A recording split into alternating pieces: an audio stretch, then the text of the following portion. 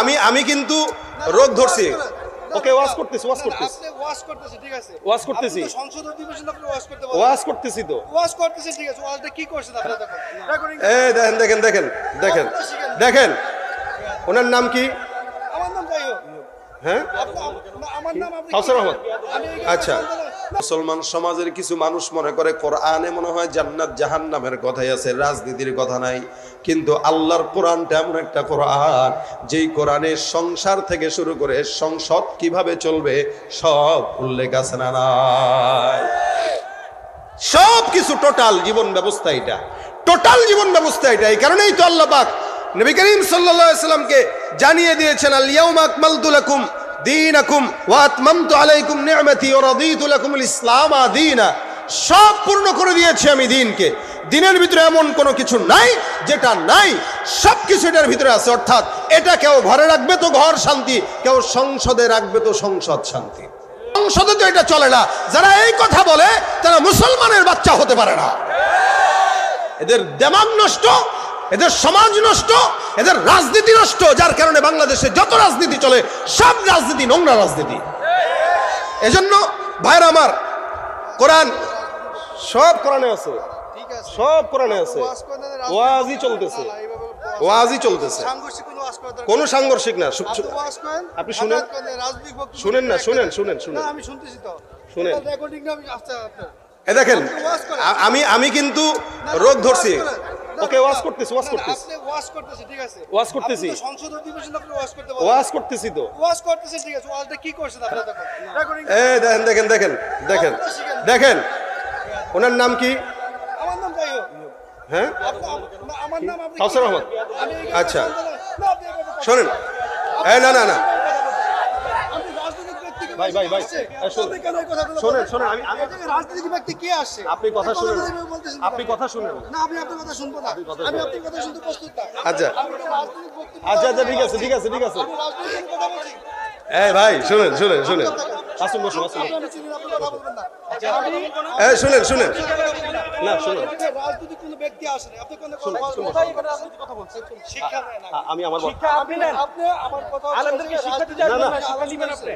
রাজনৈতিক ব্যক্তি এসে আসছে, তা আপনি কেন এভাবে আসছেন? শেষটা শুনেন, শেষটা শুনেন, না, শেষটা পরে বলেন আপনি।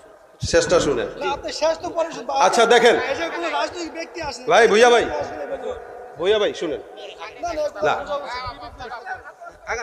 এই শুনেন, উনি ওনার কথা বলছে, আমি আমার কথা বলি, ঠিক আছে না? রাজনৈতিক কোনো আলোচনা এখানে কোনো রাজনৈতিক নেতা আছে? তাইলে আপনি কেন বলেন? নেতা আছে? নেতা নাই।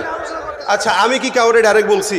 আপনি বলবেন কেন এটা? আমি বলছি কি, দেখেন, আমি বলছি হচ্ছে সংসদে যদি কোরআন না থাকে, এই ব্যাপারে কি আপনার কোনো, ভুইয়া ভাই আপনার কোনো দ্বিমত আছে? আমার দ্বিমত না, আপনি আসছেন, আপনি ওয়াজ শোনার জন্য আমি আসছি, ঠিক আছে? আপনি আমার কথার জবাবটা দেন। আমার কথা, আমি আপনার কথা জবাব দেওয়ার জন্য কথা বলছি, আমি ওয়াজ আচ্ছা শোনার জন্য আসছি। আচ্ছা, এই কথাটা আমি সবাইকে বলতেছি। আপনি ওয়াজ শুনবেন কি? আপনার সংসদ অধিবেশন শুনবেন। এই জায়গাটা আমি শিখবো নাকি আপনার কাছে? আপনি শিখবেন তো, চুপ থাকলে হলো, শিখবেন। হবে ভাই, না না, আপনার কাছ তুমি থেকে চুপ আমরা থাকো, ইসলাম শিখবো না। তুমি চুপ থাকো। শোনেন, না না, ভুইয়া ভাই শুনেন। আচ্ছা, উনি মাহফিলে কিন্তু এই মাদ্রাসায় দান করছে না? সবচেয়ে বেশি দান করছে কিন্তু উনি, তাই না? আচ্ছা, টুপিও লাগাইছে আলহামদুলিল্লাহ, পাঞ্জাবিও পড়ছে আলহামদুলিল্লাহ, তার মানে ইমান তো আছে নাকি? নামাজও পড়ে অবশ্যই, এলাকার একজন গণ্যমান্য ব্যক্তি, ঠিক না? আচ্ছা, উনি রাজনীতি করে না, আমিও বুঝলাম উনি রাজনীতি করে না। এখন যেই ভুল ধারণাটা ওনার যেটা আছে ওইটা ভাঙানো দরকার। সেটা কি? না, আপনি শুনতে হবে, শুনতে হবে। আরে আমার ভুলটা আমি আপনার সাথে গাড়িতে ওকে, ঠিক আছে, যান। আচ্ছা, চুপ থাকেন। আপনি গাড়িতে বসে আপনার সাথে আমি তখন ভুল ভেঙে রাখবো। ওকে, ঠিক আছে, শোনেন না, না, না, আপনি আমার ভুল মানেন। খালি আরেকটা কথা শুনেন ভাই, শুনেন, শুনেন। একটা জিনিস আপনারা আমার কাছে বলেন, এই বাংলাদেশে কোরআন, এটার ব্যাপারে এই আগেই বলছি যেটা, এটার ব্যাপারে কোনো প্রকার সন্দেহ আছে আপনাদের মনে হয়? আচ্ছা, এইটা পুরা বিশ্বের সব জায়গায় দরকার আছে কিনা বলেন? এ ব্যাপারে কারো কোনো দ্বিমত আপনাদের না? তার মানে কোরআনটা ঘরে হোক বাহিরে হোক, যেই জায়গায় হোক, যেখানে কোরআন থাকবে না ওই জায়গাটা কম দামি হবে, তাই না? আমার দাম কেন? শুধুমাত্র কোরআনের কারণে। এবং একটা মুসলমান, সে যদি হাফেজও না হয়, আলেমও না হয়, ওলামা একরামও না হয়, সে যদি কোরআন পড়ে, এই কোরআন পড়ার কারণে তার জিহ্বা দামি হয়ে যায়, ঠিক না? এখন কেউ যদি বাজারে যায়ও কোরআনের কথা বলে, ওই বাজারটাও দামি হয়। আমি আগেও বলছি আপনাকে, একটা বাজারে যদি কোরআনের মজমা হয়, ওই বাজারটা কি হয়? দামি হয়। এখন আমাদের দেশের মূল ভুল যেগুলা হয়, মানুষ মনে করে কোরআনে শুধুমাত্র, আমি আগেও বলেছি একবার, মানুষ মনে করে কোরআনে শুধু জান্নাত, জাহান্নাম, নামাজ, রোজা, দান, সাদকা এগুলোই আছে, আর কিচ্ছু নাই। অথচ কোরআন পরিপূর্ণ জীবন বিধান, কোরআন পরিপূর্ণ জীবন বিধান। এই পরিপূর্ণ জীবন বিধানের ব্যাপারে কারো যদি বিন্দুমাত্র কোনো সন্দেহ থাকে যে এই পরিপূর্ণ জীবন বিধানে মনে হয় হয়তো এটা নাই, হয়তো ওইটা নাই, হয়তো ওইটা নাই, তাহলেই ইমানের ভিতরে খতরা চলে আসবে। কারো যদি এটা সন্দেহ থাকে যে এই পরিপূর্ণ জীবন বিধানে এটা নাই, ওইটা নাই, এটা নাই, তাহলে ইমানের ভিতরে কি চলে আসবে? খতরা চলে আসবে। ইমানের ভিতরে খতরা চলে আসবে মানে কি জানেন? আপনার ইমান দুর্বল। এখন কোরআন ভুল না, আমরা ভুল, আমার জ্ঞানের ভুল, আপনার জ্ঞানের ভুল, কিন্তু কোরআন যেখানে আছে এই জায়গাটা সঠিক। এই কারণে আপনারা মাদ্রাসা দিয়েছেন, মাদ্রাসায় দ্বীনি শিক্ষা হইতেছে, মাদ্রাসায় কোরআন শিখাইতেছেন। এখানে কি হবে? বান্দা কি করবে না করবে, ফাতিহা থেকে নিয়ে নাস পর্যন্ত। আমি আগেই বলেছি, হেডলাইট যেটা জ্বালানো থাকে এটা নিভায় থাকবে, তা আমি অন্ধ হয়ে যাব। অন্ধ যখন হব আমি বুঝবো না কোন পথে যাচ্ছি, বুঝবো না কোনটা সঠিক, বুঝবো না কোনটা বেঠিক। আর যখন হেডলাইটটা জ্বালানো থাকবে তখন আমি বুঝবো এটা সহি, ওইটা খারাপ, এটা ভুল, এটা এই। তাহলে কোরআনটা আমার জন্য কি হেদায়েত কিনা বলেন তো? বাস এই জায়গাটা খালি হন। এখন ভাই বলেছে ওয়াজ করতে, আমি ওয়াজই করতেছি, খালি আপনারা আমলের নিয়তে শুনেন। আমি ওনাকে আগে আপনাদের কাছে বলেছি, উনি মাদ্রাসায় সবচেয়ে বেশি দান করেছেন, সবচেয়ে বেশি উনি দান করছেন। তারপরে মহব্বত আপনাদের চেয়ে ওনার বেশি আছে, একটু বেশি আছে। আপনারা হয়তো আপনাদের সামর্থ্য আছে 10 টাকা দান করছেন, ওনার সামর্থ্য আছে উনি 1 লাখ টাকার বেশি দান করছে। কিন্তু 1 লাখ টাকার বেশি দান করানোওয়ালা লোক যদি হুট করে একটু রেগে যায় তাহলে মানায় না, এটা মানায় না, এটা। আলহামদুলিল্লাহ আপনি বসছেন, শুকরিয়া। আচ্ছা এখন দেখেন, এই সেদিনও এক মাহফিলে গেছি, দেখেন ভাই, আচ্ছা সেদিন এক মাহফিলে গেছি, বুঝছেন? এই শুনেন, সেদিন এক মাহফিলে গেছি, এক মাহফিলে যাওয়ার পরে আমারে পাশ থেকে সভাপতি বলতেছে যে হুজুর কোরআন হাদিসের কথা বললেন। আমি মাহফিলের সভাপতিরে বললাম, জনগণকে বললাম যে ভাই কোরআন হাদিসের যে কথাগুলা, এটা কি আমরা বলি কি বলি না বলেন তো? আপনাদের কি মনে হয় ওলামা একরামরা কোরআন হাদিসের কথা বলে না, ওয়াজ করে না? এখানে আজকে মাগরিব থেকে এই পর্যন্ত যা আলোচনা হয়েছে, কেউ কি বলেছে সন্ত্রাসী করেন? কেউ কি বলেছে নামাজ পড়েন না? কেউ বলে নাই। তার মানে প্রত্যেকটা ওলামা একরাম নামাজের কথা বলে, জিকিরের কথা বলে, কোরআনের কথা বলে, সুদের বিরুদ্ধে বলে, ঘুষের বিরুদ্ধে বলে, এই কথাগুলোই বলি আমরা। এরপরেও যদি কেউ বলে হেদায়েতের বাণী বলেন, কোরআনের কথা বলে, এর চেয়ে আর কি বলার আছে? আল্লাহ আমাদেরকে সঠিক হেদায়েতের বুঝ দান করে বলেন আমিন। এটা প্রত্যেকটা মাহফিলে আপনারা খেয়াল রাখবেন, আল্লাহ যেন আমাদের বিরুদ্ধে যেটাই যাক, অথবা আমার বিরুদ্ধেও যদি, আমাকেও যদি কখনো দেখেন, আমি হযরত ওমর ফারুকের কথা আমি নকল করে আপনাদেরকে বলছি। হযরত ওমর বলেছিলেন যে আমার কোনো কথা বা আমি ওমর যদি ইসলাম থেকে এক বিন্দু সরে যাই, তাহলে তোমরা আমি ওমরের বিরুদ্ধে চলে যাবা। আমিও বলছি বাংলাদেশের কোনো ওলামা একরাম যদি হেদায়েতের থেকে ছুটে যায়, আপনারা তাদের বিরুদ্ধে চলে যাবেন। আমার পীর যদি আমার হেদায়েত থেকে সরে যায়, আমার পীর যদি ইসলাম থেকে সরে যায়, আমি আমার পীরের বিরুদ্ধে লেগে যাব, এটা আমার দায়িত্ব। আমি সাইদ আহমদ যদি আজকে কোরআনের বিরুদ্ধে কোনো কথা বলি, আপনারা আমার বিরুদ্ধে লেগে যাবেন, এটা আপনাদের দায়িত্ব। সুতরাং এই জায়গাটায় কারো সঙ্গে কোনো তেলাতেলি চলবে, এই বুঝগুলো আল্লাহ পাক আমাদের দান করুন বলেন আমিন। তাহলে দুইটা শিক্ষা আছে, একটা কোরআনের জাগতিক শিক্ষা, কোরআনের শিক্ষার একটা জাগতিক শিক্ষা। কোরআনের শিক্ষার কারণে মানুষ কেন দামি হয়? বলে কোরআন দামি, এই কারণে দামি। আর কোরআনের শিক্ষা যদি কারো ভিতরে থাকে তাহলে কি হয়? যেমন মনে করেন যার ভিতরে কোরআন আছে, এই লোকটা যদি 7 বছরও হয়, দেখবেন 7 বছর হইলে, 7 বছর হইছে মাত্র শিখতেছে, তখনও তাকে মানুষ হাফেজ সাহেব বলে। কেন বলে? ও কোরআন শিখতেছে, সম্মান বেড়ে গেছে। এবার কোরআন শিখা শেষ, হাফেজ সাহেব মাওলানা শুরু করছে, মাওলানা বলা শুরু করে দেয়। মুফতি পড়ে নাই, মুফতি সাহেব ডাকা শুরু করে দেয়। কোরআনের এলেম এমন একটা জিনিস, এটা মানুষের ভিতরে যত গভীরভাবে ঢুকে তত মানুষের সম্মান বাড়ে। কোরআনের এলেম এমন একটা জিনিস যেটা যত সময় যায় তত গভীরতা বাড়ে। কোরআনের এলেম এমন একটা জিনিস, যত জ্ঞান বাড়বে বন্ধু তত বাড়বে। দুনিয়ার হালত দেখেন, আপনার টাকা আছে, আপনার ক্ষমতা আছে, আপনার ব্যবসা বাণিজ্য বড় আছে, যত টাকা বাড়বে বন্ধু বাড়বে না, শত্রু বাড়বে। আজকে যদি আপনি কোটি টাকার মালিক হন, কালকে 500 কোটি টাকার মালিক, দেখবেন পরের দিন আপনার পিছনে শত্রু লেগে যাবে। আজকে আপনি মেম্বার, পরের দিন চেয়ারম্যান, তারপর দিন এমপি, দেখবেন আরো শত্রু লেগে যাবে। কেন? দুনিয়ার হাইসিয়াতে যে যত বড় হয় তার পিছনে তত শত্রু লাগে। কিন্তু একজন দ্বীনের হাইসিয়াতে যে যত বড় বুজুর্গ হয়, যে যত বড় আলেম হয়, আল্লাহ পাক দুনিয়া এবং আখিরাতে তার বন্ধু বাড়ায় দেয়। এটা কোরআনের কারণে, অন্য কোনো কারণে না। এবং কোরআনের এলেম এটা কখনো বান্দার দিন থেকে সরে যায় না। ক্ষমতা আজকে আছে কালকে নাই, টাকা আজকে আছে কালকে হইতে পারে সকালবেলা আমি বড় লোক, বিকেলবেলা ফকির হয়ে গেছি। ফিলিস্তিনের মুসলমানদের দিকে তাকান, এদের হালত কি? এরা এরকম অসংখ্য মানুষ ছিল যাদের আপনার আমার চাইতে বড় বড় বিল্ডিং ছিল, কিন্তু আজকে সারা সময়ের কারণে এদের এমন অবস্থা যে এরা খাওয়ার জন্য ঘাস পর্যন্ত পায় না। ক্ষমতা আজকে আছে কালকে নাই, বাড়ি আজকে আছে কালকে নাই, সম্পদ আজকে আছে কালকে নাই, কিন্তু কোরআন আজকে আছে কালকে নাই এমন হয় না। বরং এটা যত সময় যায় তত কোরআনের এলেমের গভীরতা আল্লাহ বাড়ায় দেয়, সম্মান বাড়ায় দেয়। এই জন্য দুনিয়াবি শিক্ষার, দিনের শিক্ষার ভিতরে কোরআন আর দ্বীনি শিক্ষার ভিতরে পার্থক্য এটা। এখন যদি আপনাদেরকে বলি দুনিয়াবি শিক্ষা ডাক্তার হওয়া, এটা কি ফরজ ওয়াজিব? ডাক্তার হওয়া ফরজ ওয়াজিব? কিছুই না, জরুরি। জরুরি জরুরি কেন বললাম? যদি সমাজের কোনো ডাক্তার হয় আমরা তাদের কাছে যেতে পারি। মেয়েদেরকে ডাক্তার বানান, আমাদের বিবিরা আপনাদের মেয়েদের কাছে ডাক্তার হিসেবে যেতে পারবে, এটা জরুরি বিষয়। কিন্তু দ্বীনের এলেম শিক্ষা করা জরুরি কোনো বিষয় নয়, বরং এটা ফরজ বিষয়। কি বলেন তো? এটা ফরজ বিষয়। দ্বীনি শিক্ষা এটা ফরজ। যেমন আমার জামা পরা এটা জরুরি বিষয়, কেউ চাইলে জামাও পড়তে পারে, কেউ চাইলে গেঞ্জিও পড়তে পারে, কিন্তু না পড়লেও চলে।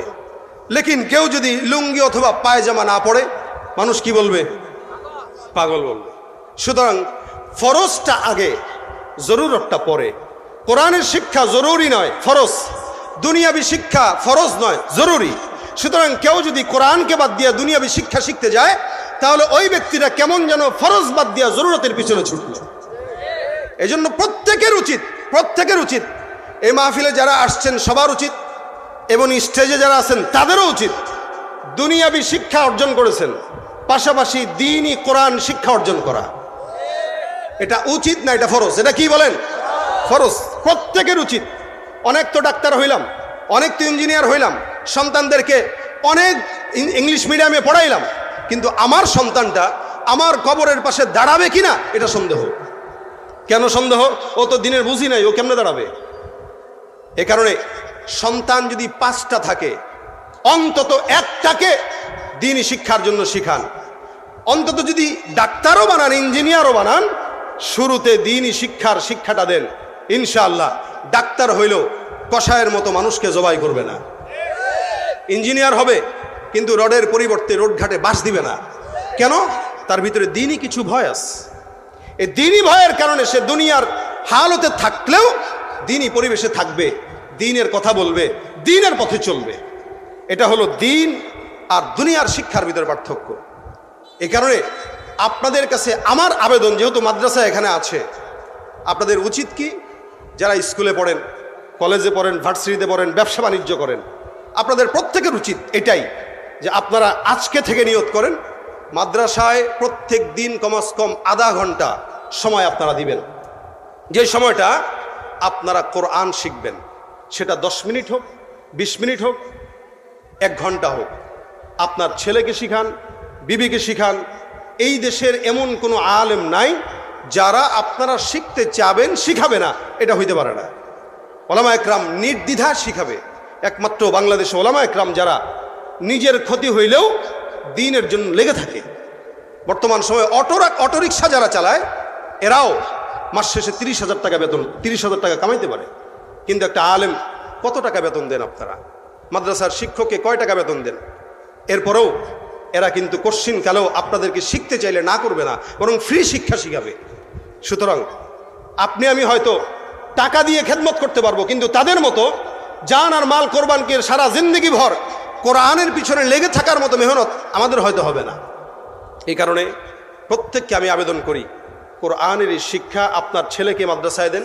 যদি না দিতে পারেন, প্রত্যেক দিন 5 মিনিট, 10 মিনিট, 15 মিনিট, 20 মিনিট করে মাদ্রাসায় আপনার বাচ্চাদেরকে পাঠান, অন্তত শিখুক, দিন শিক্ষা শিখুক।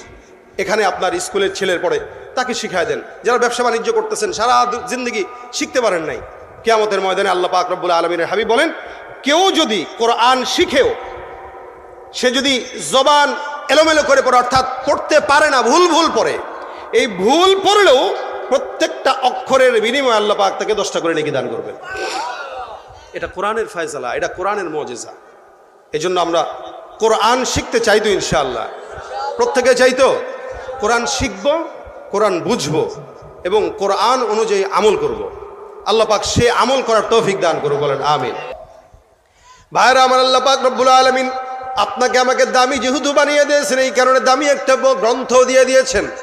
দামি বান্দা যে কোনো জিনিস পড়েই কিন্তু জান্নাতে যেতে পারবে না, যার কারণে আল্লাহ পাক রব্বুল আলামিন এই বান্দার চলাচল কেমন হবে, যেহেতু বান্দা দামি, যে কোনো পথে বান্দা চললে বিপদগামী হওয়ার সম্ভাবনা আছে, যে কোনো রাস্তায় বান্দা গেলে বিপদগামী হওয়ার সম্ভাবনা আছে, যার কারণে আল্লাহ পাক রব্বুল আলামিন পবিত্র কোরআনকে আপনার আমার জন্য দিয়েছেন। বান্দা তুমি কেমনে চলবা, কেমনে ঘুমাবা, কেমনে রাষ্ট্র পরিচালনা করবা, কেমনে রাজনীতি করবা। এ মুসলমান সমাজের কিছু মানুষ মনে করে কোরআনে মনে হয় জান্নাত জাহান্নামের কথাই আছে, রাজনীতির কথা নাই। কিন্তু আল্লাহর কোরআনটা এমন একটা কোরআন, যেই কোরআনে সংসার থেকে শুরু করে সংসদ কিভাবে চলবে সব উল্লেখ আছে না নাই?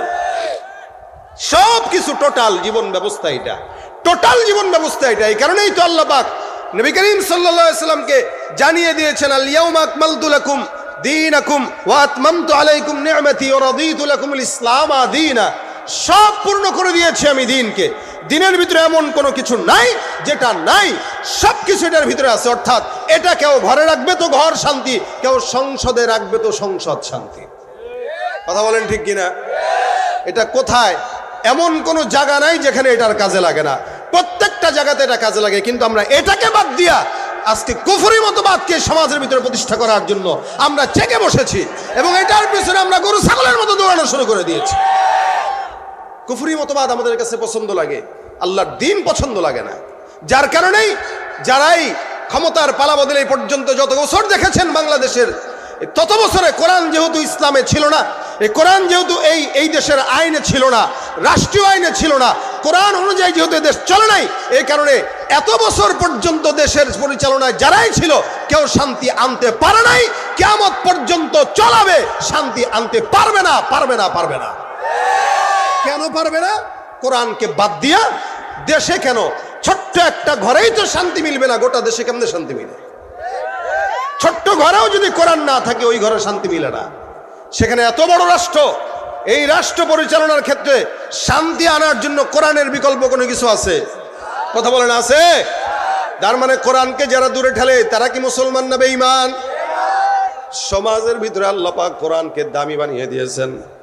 কোরআনের কারণে এই কাঠটা দামি, কোরআনের কারণে গিলাফটা দামি, কোরআনের কারণে বিল্ডিং দামি, কোরআনের কারণে 7 বছরের বাচ্চা দামি, কোরআনের কারণে জায়গা দামি হয়ে গেছে। যেই জায়গাটা একটা সাধারণ মাঠ, ওই জায়গাটার ব্যাপারে পয়গম্বর বলেন, আল্লাহ পাক রব্বুল আলামিনের হাবিব বলেছেন, কোন মজমায় যদি কোরআনের আওয়াজ হয়, আল্লাহর নবীর আওয়াজ হয়, আল্লাহর নবী বলেন ওই মজমাটাকে আল্লাহর ফেরেশতারা চতুর্দিক থেকে ঘেরাও করে রহমত বর্ষণ করে। সুবহানাল্লাহ। ওটা জান্নাতের বাগান হয়ে যায়। কিসের বরকতে? বলেন না, কিসের বরকতে? একটা বাজার, ওই বাজারেও যদি কোরআনের আড্ডা জমে, কোরআনের মজমা জমে, বাজারটাও আল্লাহ পাক খানিক সময়ের জন্য জান্নাতের বাগান বানায় দেন। ভাইরা আমার, আল্লাহ পাক রব্বুল আলামিনের হাবিব এই কারণেই বলেছেন কোরআনের মজমা এত দামি, কোরআন তেলাওয়াতের মজমা, কোরআনের চর্চার মজমা এত দামি। আল্লাহ পাক রব্বুল আলামিনের কোনো বান্দা যদি 5-10 মিনিট কোরআনের মজমার কোনো আলোচনা করে, কোরআনের ইলম অর্জন করে, ওই জায়গাটার দাম, ওই সময়ের দাম, ওই মজমার দাম সারা রাত জেগে নফল ইবাদতের চাইতেও মালিকের দরবারে বেশি হয়ে যায়। সুবহানাল্লাহ। এটা যেখানে যাবে ওখানে দামি হয়ে যায়, এটা সব জায়গায় দামি। এটা যে আকলে ঢুকে ওই আকলের জন্য এটা হিকমতপূর্ণ আকল হয়ে যায়। যে আকলে কোরআন যায় ওই আকলটা হিকমতপূর্ণ আকল হয়ে যায়। ওই আকলে আর কোনোদিন দুনিয়ার নোংরামি জ্ঞান ঢুকে না, কারণ আল্লাহর কোরআন যে আকলে যায় ওই আকলে কোনো অন্যায় অবিচার এগুলো বাসা বাঁধতে পারে না। এই জন্য আল্লাহ পাক রব্বুল আলামিনের হাবিব বলেছেন এটা বান্দার আকলের জন্য একটা হাকিম, এটা বান্দার আকলের জন্য খাবার, এটা বান্দার আকলের খোরাক। যে আকলের মধ্যে কোরআন নাই, খোরাক ছাড়া বান্দা যেরকম অসুস্থ হয়ে যায়, কোনো আকলে কোনো দেমাগে যখন কোরআন না ঢোকে ওই দেমাগটা অসুস্থ হয়ে যায়।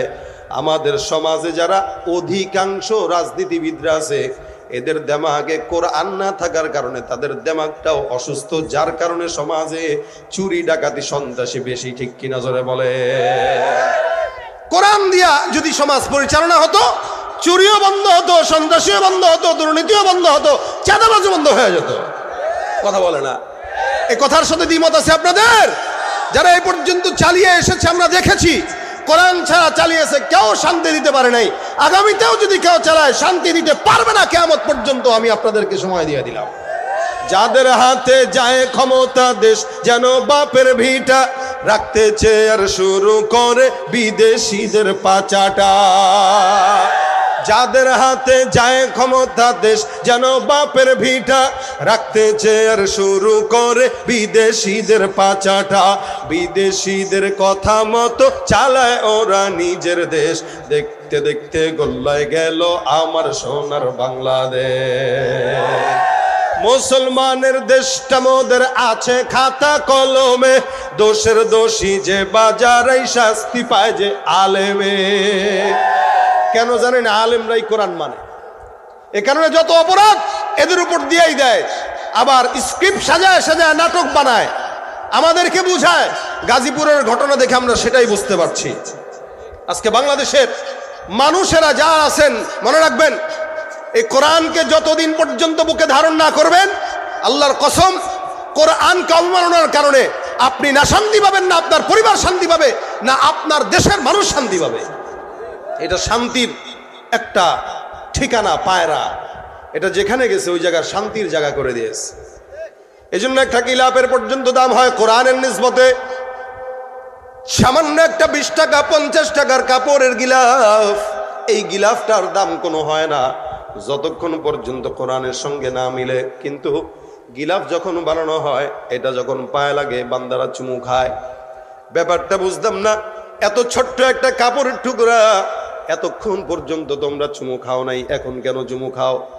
তার মানে কোরআনের সংস্রবের কারণে এটার দাম বেড়ে গেছে না কমে গেছে?